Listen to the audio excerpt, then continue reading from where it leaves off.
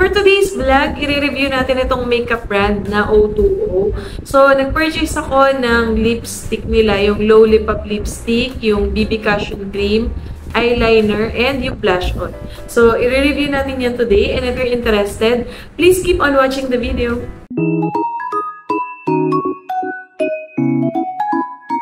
Hi guys! Welcome back! Kung ikaw ay nasa Facebook, please follow our page, Team G Vlogs. Kung nasa YouTube ka naman, please subscribe to my channel, Rika G Channel. For today's vlog, i-review natin itong makeup brand na O2O. So, nag-purchase ako ng lipstick nila, yung Low Lip Up Lipstick, yung BB Cushion Cream, eyeliner, and yung blush on. So, nagtatrending talaga tong O2O na brand na makeup. So, ito yung una kong itatry. Itong BB Cushion Cream. Yung shade niya is pink white or yung number 1. So, ayan siya.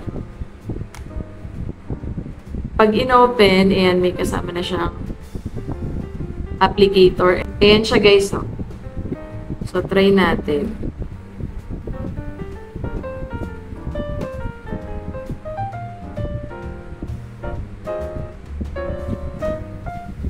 Meron ako mga nagbe-breakout ako rin.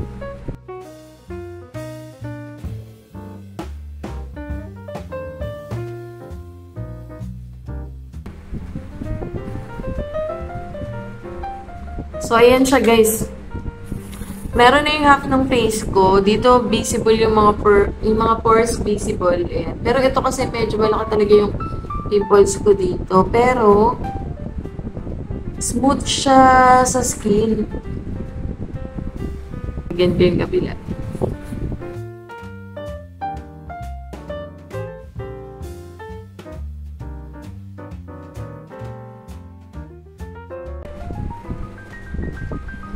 Ayan guys, nalagay ko na siya. Smooth sa skin, tapos poreless na rin. Ayan, no? Tapos hindi siya yung nagbubuo-buo na parang cakey na foundation. Ito, ang ganda. Next naman itong blush on nila. Yung blush on na kinuha ko is shade niya number 1. Ganyan siya.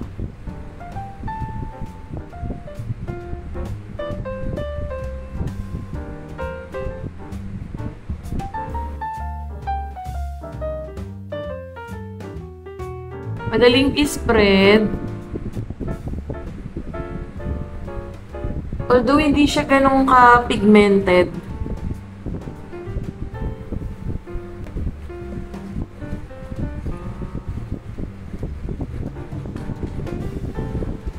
So, ayan na yung blush on niya. Yung shade nito is number 1 na shade. Etong mascara pala nung binili ko to, magkasama na tong dalawa, mascara and etong curl lash. I'll put out the link sa description box kung saan ko siya in-order or yung link nung O2O.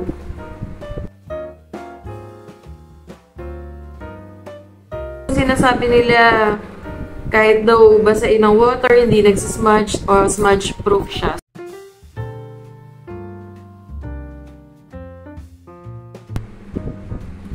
Ayan, first coat ng mascara. Itong mascara na to is volume and curling waterproof mascara siya. So, ayan na siya. First coat ito. Pero, talagang nakaangat na siya. Try natin lagyan ng second coat.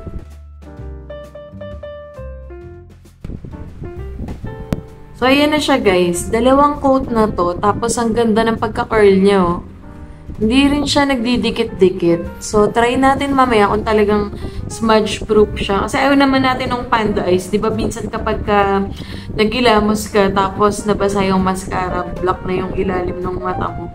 Tapos yung iba naman parang spider na nagkakalat dito, parang spider web. So, ito, try natin mamaya pag binasa natin kung hindi talaga siya nagsasmudge. Next kong itatry is yung kanilang Next kong itatry is itong super waterproof eyeliner pen naman. So, yung shade niya is black. 01 black. Ang ganda ng packaging ng O2O. Gold and white yung mga boxes. Ayan siya. Ganda. So, itry natin. Ayan siya guys, oh. Try natin.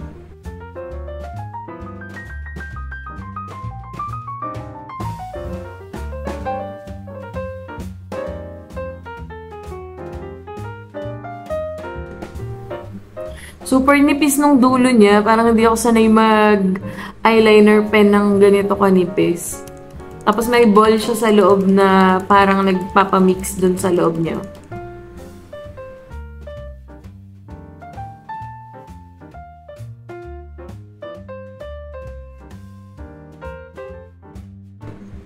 Manipis siya and yet kapag niline siya, hindi malabo. Kita agad yung niya, sulat. Ayan, oh.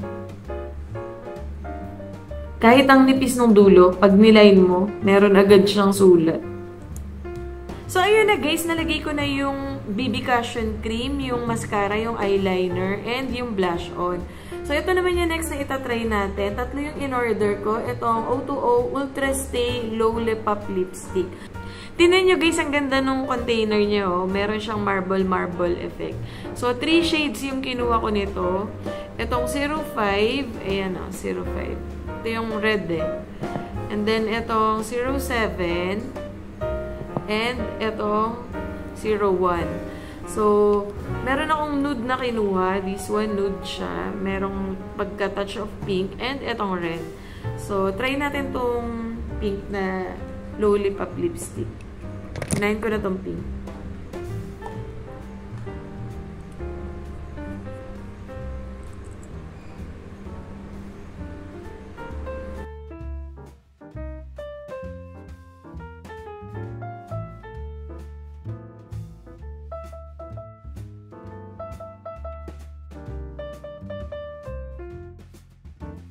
So, ito siya guys.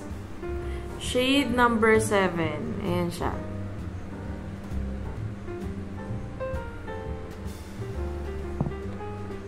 Tingnan natin kung smudge proof siya. Ayan.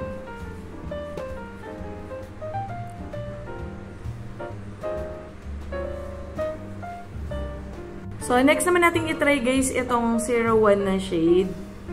Ayan siya. Ito may pagka-nude yung color na to. So, pag day-to-day na lipstick, okay to.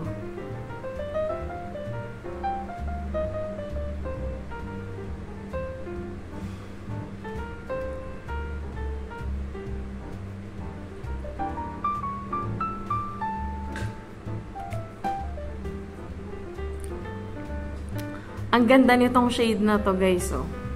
Pag day-to-day lang siya. Simple lang. Guys, yung pang third na shade, itong 05, ipapatong ko na lang dito sa nude kasi ang hirap niyan tanggalin. Wala akong pang tanggalin. Mahirap talaga siyang tanggalin.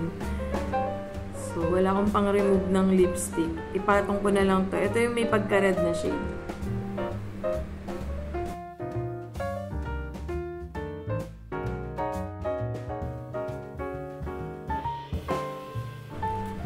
Ayan siya, guys. Hindi ko masyadong bet yung pagka-red nitong nakuha ko na 05. So, dito sa tatlo, ito yung gusto ko. Itong nude na 01 and itong 07. So, guys, itatry ko naman na basain yung sa may mascara. Tingnan natin kung hindi talaga siya mabubura.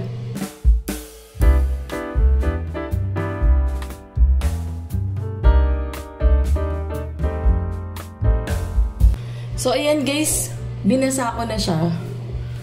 O, ayan o, hindi siya nagsasmudge, hindi siya panda eyes talaga. So, yung overall review natin dun sa product, yung BB cream, maganda siya. Hanapin mo lang talaga kung ano yung shade na bagay sa skin mo. Kasi nakocover niya yung mga pores and yung mga dark spots. Yung low lip up lipstick naman, ang ganda rin. And yung mascara, lalo na yung mascara kasi hindi talaga siya nagsasmudge, hindi ka magkakaroon ng panda eyes kapag naghilamos ka. So, promising yung brand ng O2O. So, that's it guys for our review of O2O makeup brand. If you have any questions, please comment it down below and I'll try my best to answer your questions. Thank you for watching Rika G channel and please follow us on Team G Vlogs. Lalagay ko yung mga product link sa description box kung gusto niyo ring itry and mag-order. Till my next video, bye!